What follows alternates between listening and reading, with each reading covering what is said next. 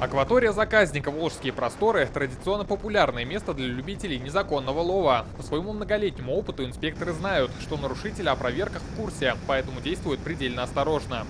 Зафиксировали нарушителя, потому что в данный момент выезд на воду с целью рыболовства запрещен. Сейчас действует нерест. В рейд по Волге вышли ранним утром. Только отплыли от берега уже первый улов. Этих мужчин инспекторы поймали с поличным. Рыбалка осуществлялась на спиннинге с лодки. То есть в данный период времени, до 5 числа включительно, рыбалка с лодки запрещена.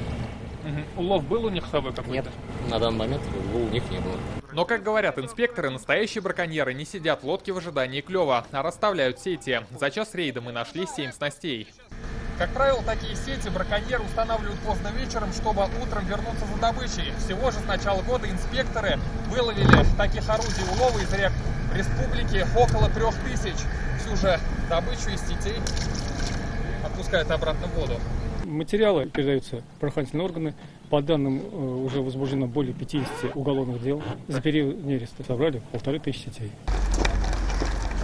Рейды правоохранителей не заканчиваются водной акваторией. Ищут браконьерскую добычу и на рынках. Остаются следы.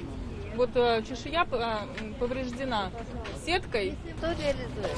Индивидуальный предприниматель, юридическое лицо? Рыбаки ушли. На прилавке сазаны и судаки. Но ни документов, ни внятного объяснения, откуда взялась рыба, у женщины нет. Как итог, составление протокола и конфискация товара. Решить немножко хоть что-нибудь заработать. Ну, пожалуйста. Вы здесь торгуете каждый день. Я согласна тоннами, заплатить штраф. тоннами. Сейчас, секунду, есть документ, есть.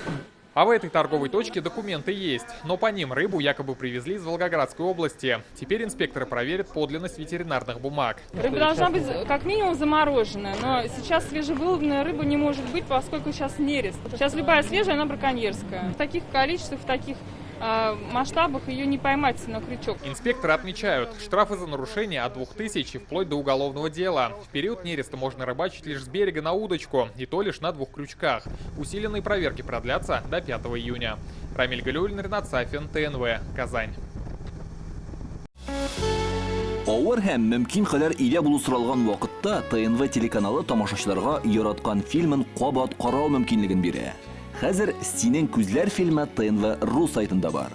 Бу көннәрдә өйдә булыйк. Все новости дня, выпуски программы «Новости Татарстана», программы и фильмы на сайте tnv.ru и на YouTube-канале ТНВ. Подписывайтесь.